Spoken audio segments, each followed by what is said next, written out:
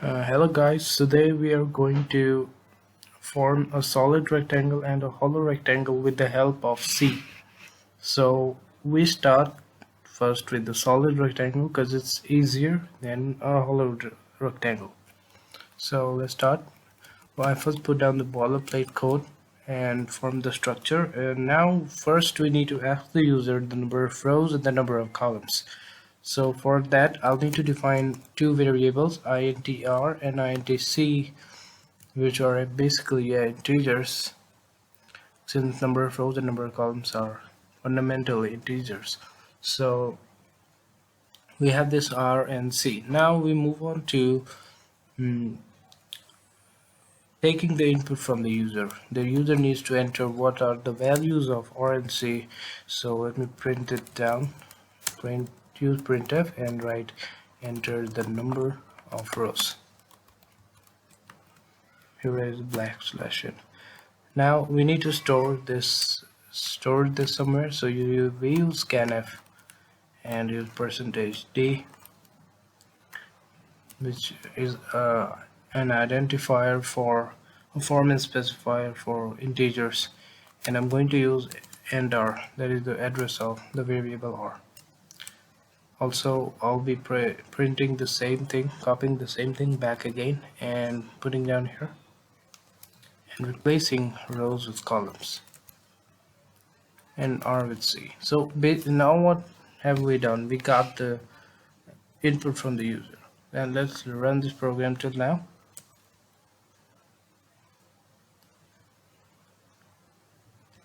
Wait a minute, let me just print it. Control+S, Control+Alt%. So you see I put the number of rows as 4 and the number of columns as, let's say, 5, and this program just works out fine. Okay, now we move on to form a function which will do our job of printing the solid rectangle. So I form a function with of class void. So what this basically means is that I don't have to return anything. So I form solid rect 2, and I use intr and intc as the inputs when I call this function. Okay, so here I call this function now solid rectangle and use r and c as the subsequent inputs for rows and columns. Okay, now we're done. We're done with taking everything from the user and forming the function. Now we need to put down the program. We need to write the code for printing the solid rectangle. This is in fact easy, and I can illustrate you this thing with a simple step. Let me show you. So I'm going to show you how to print a line. So how do you print a line? For printing a line, you can do it in two ways. You can do what I'm doing right now, printing down asterisks by forming it as a string and then going it on and then running the program, so that this gives you basically 5 asterisks. Also, you can have, if you want 5 asterisks, there's a second approach, and that's using the for loops. So let me show you the same thing again. For inti, and here I'm going to use, let's say I'm going to use here 5, and the code here would be printf star, that is asterisk. I'm going to tell this as a star. Okay, so that's no problem. Now if you run this code, this gives you the same thing. Look here, 5 stars printed. We're going to do the same, but right now what we're going to do is something else that's different. So now we got one row. Okay, let me explain you MS Paint. Look at this diagram. I've pre-drawn it. So this diagram contains 3 rows and 4 columns, and each of these columns has this is formed basically of stars. So, and now you can see that this external shape is indeed a rectangle. Okay, and this is what we're here for. So what do we do here? We form a for loop, and put this thing back down there again. So let me show you.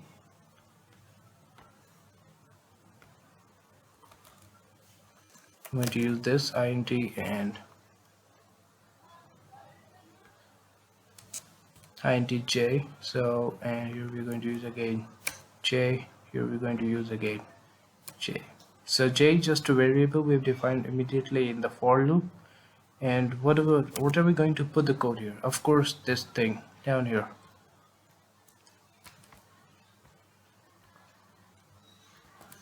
Okay, so we now put this thing back down here, and I'm just going to arrange it so that this look kind of better. Okay, now let's see what would happen if you do this. Now let me replace this with, let's say, 4 or 3. Okay, so this gives us 3 rows and 4 columns. Fine. 3 rows and 5 columns. Okay, how now? Also I print \n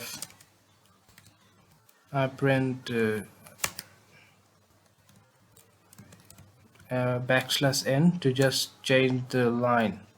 Okay, because if you're actually going to do, let's say you have printed 4 asterisks still here, then you need to print \n here, so that this now moves on to this position, and then it start printing again. So we're going to just write this down here, \n, and let's see what's going to happen. Now run this code, and you see that we have this star pattern printed. Let me just place this gap, and this gets even more beautiful. So look at this. Here we have the solid rectangle. Okay, so what you're basically just doing here is that we're going to replace these 3 and 5s with the number of rows and columns that we're taking for the user. And I'm going to just cut this statement from here and put the statement back here. And I'm going to uncomment it again. Okay. Now we are not now, since we are taking input from the user, so I'll put here R and put here S. So you might ask, why am I doing this? So let me explain it to you again now. So let's start back again with the main. So the compiler looks at this program, it goes in from main and defines 2 variables R and C that are integers, that store integers. Then we get the value of this integer from the user by printing and by using printfs and scanfs, and then we call this function solid rectangle with the inputs R and C. Here we have formed this function, and the compiler now gets back here up. So the compiler now goes to the first loop, to the for loop. So the compiler now puts j equals 0, and R, let's say the compiler gets as 3, so it puts here 3. So it checks if 0 is less than 3. Yes, 0 is less than 3. It moves inside, and now it goes to this second for loop, this nested for loop. Here it also checks for I. Here we get a different variable I, and it checks for C. Let's say C is 4. So of course 0 is less than 4. This now goes down here and prints a star. This thing goes on until I is equal to C, that is I is equal to 4. After that, when this loop ends, the compiler now goes down here and prints the next line at the \n, and thus this \n gets printed, and a new line now starts now from the bottom. That's basically what we wanted. Now since a new line starts, j is now incremented to 1, and 1 is also still as not equal to R, that's 3. So this thing takes place again, and until j equals 2, that until j equals 3, this thing runs on and we get the following output. Let's see. So I'm going to enter the number of rows as 3 and the number of columns as 5, and look here, we have this. Okay, this is the number. You can also you can now change this, change the input to, and this would work still. And I'm running this code back again. So now input the number of rows as, let's say, 10, and the number of columns as, let's say, 15, and there you see 10 rows and 15 columns. A solid rectangle is basically formed. Okay, so this is the code. For the hollow rectangle, we do the same steps initially. That is, we get the number of rows and the number of columns, but there's a slight difference in this solid rectangle function that we're going to use in hollow rectangle. Okay, so let's start with this. So I'm going to copy this thing into hollow rectangle. Here what we have, we can use two approaches to solving this problem: the recursions or the for loops. I'm going to use recursions. Recursions can be sometimes slow, so I'll recommend you to use for loops. You try that out yourself. Recursions are a little difficult, so I'll tell you using recursions. Okay, so let's start. I'm going to use a for. So initially I'm going to define something as int count. Okay, and let me put this down as 0. Let me define this. Okay, now I'm going to use and conditionals, that is if. Let me first explain you what is the basic idea of forming a hollow rectangle. Okay, so let me delete all of this. Okay, wait, let me form a new one. Okay, so look at this. So let's say you have one star, second star, third star. This is basically the first row with 4 columns. In a hollow rectangle, we have to print the first star of the second row, but we don't have to print anything in these 2 columns, that is the second and the third columns. We have to print back the star in the 4th column. Then we move down to the 3rd row, we print this thing again, and the stars, all the stars again. So this is it. Okay, so we need to understand how do we do this. One thing to do this is using if conditionals and defining a parameter or a variable that changes. Okay, using conditions we can actually print stars or print spaces. Okay, so we're going to do just the same thing. Okay, so let's say if our count is 0, what should this function do? So this function should, if our count is 0, this function should print this for loop. Okay, and here is our C. You might ask me, what is the purpose of all this? Let me tell you clearly. I'll make it all clear. Just let me write this down. Okay, let me use the and now we're going to print \n. So count is 0. So what basically happens is that the compiler first goes to this hollow rectangle function, encounters this function and goes right here, and here it says that count is 0. Since count is actually 0, the first line gets printed. That is this thing. The first line gets printed as it is then normally. So since count is 0, this thing gets printed, and a printf \n transfer this to a second row. Now we are going to do one thing here and increase the value of count.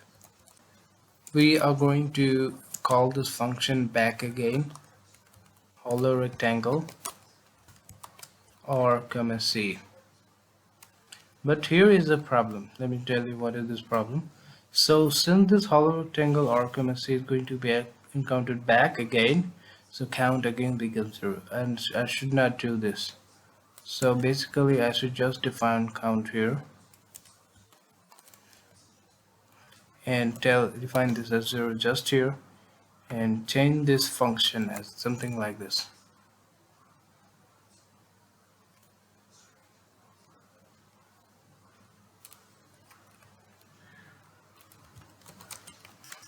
And this is int count. Okay, now this is better. Okay, let me show you how. So what basically happens is that R, C, and count as 0 go into this function, and the function first encounters this if conditional. So since the count is initially 0, so this thing, the first row basically gets printed, and count gets increased by 1 time. So count now, here the count is, let me do this, the count here now equals 1, and now we're going to call this function back again. Okay, now we need to do something else in order to get to our result. Now since count has basically increased to 1, we need to form another conditional else if, using else if. Okay, and I'm going to print this count is basically greater than 0, or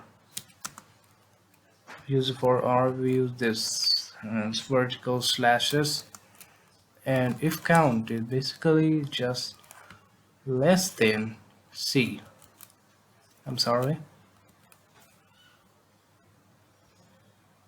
R minus 1.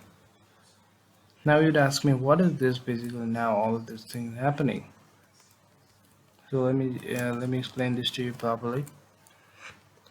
So since count get increased to 1 here, this thing now goes back again, the recursion happens, and now since count is 1, int count is 1, so this conditional gets ignored and else if gets started. So now look at this, count is basically greater than 0, so yeah, this thing enters here. Let me just put this down first, and after that I will explain this to you again. I'm going to first print an asterisk, that is a star, and now I'm going to use a for loop, use int and use this something as C minus 2, or let me just do this as 2, and here we have C less than C, and here I'm going to print a space, that is a blank.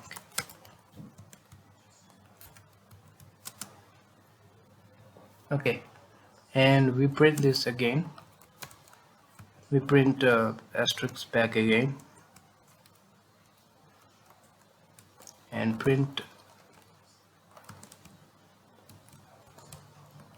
\n. We also increase the value of count and call back the function hollow rectangle.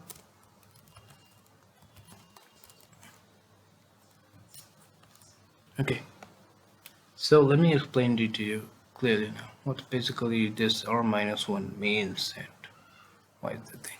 So whenever count was 0, whenever count became 1, that is we encountered the second row here, this row. Okay, so let me do this and let me do this, let me show you. Okay, so what basically happened is that count when count became 1, so when count became 1 here, okay, so this encountered this else if loop and printed a star. Okay, next this encountered the for loop. Now Why did I use int is2 here? Didn't I use 0 here? Of course I could use 0, but I need to make things clear. So since this int is just defined inside this for loop, so this has no relevance outside of this for loop. Okay, so here so basically we are just defining a totally new variable.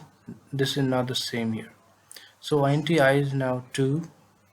So this is the second row, and the last row is basically this is the second column, and this is the cth column that is the fourth column that we have.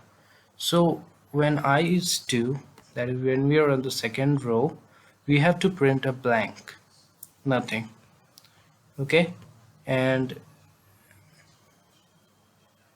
after this I gets incremented to 3, and again a blank is printed here. Okay, and after that I gets actually incremented to 4 using this I++. Okay, so now since C is basically 4, therefore we don't have, therefore this loop gets exited now, and printf star takes place, that is a star again gets printed. And then the next line got the next line with the help of the printf \n. Count is again increased by 1, and hollow rectangle we recall the function back again. Okay, now it's still not over, we need to print something else.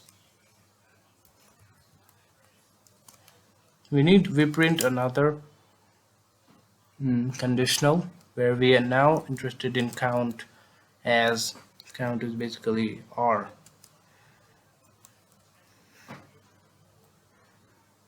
Okay, so here we have count as 1, here we have count as 2. Okay,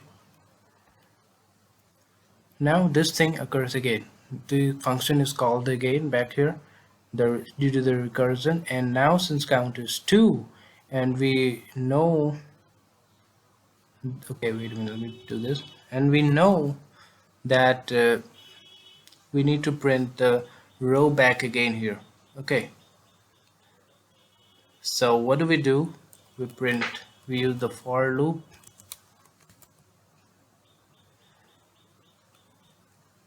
we use C here, and we print back the beautiful code of asterisk,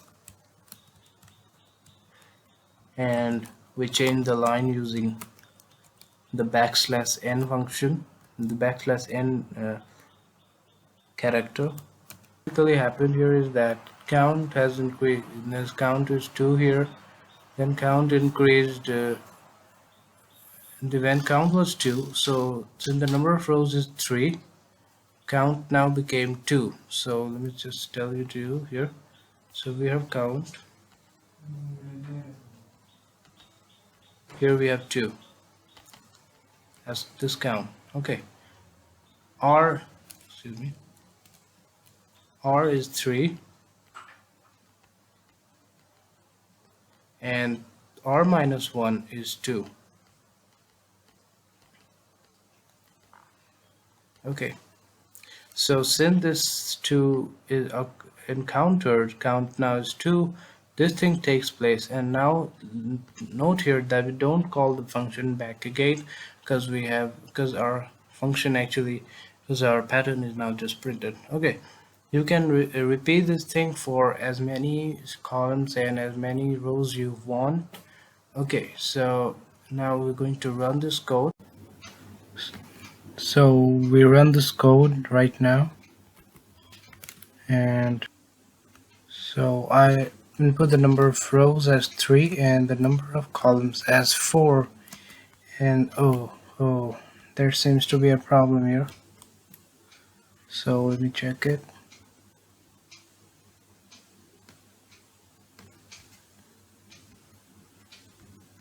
Okay, so this one is a problem here. Okay, I need to replace this with and since this is, both of them are required. Yeah, now this should work out just fine, and let me now run it.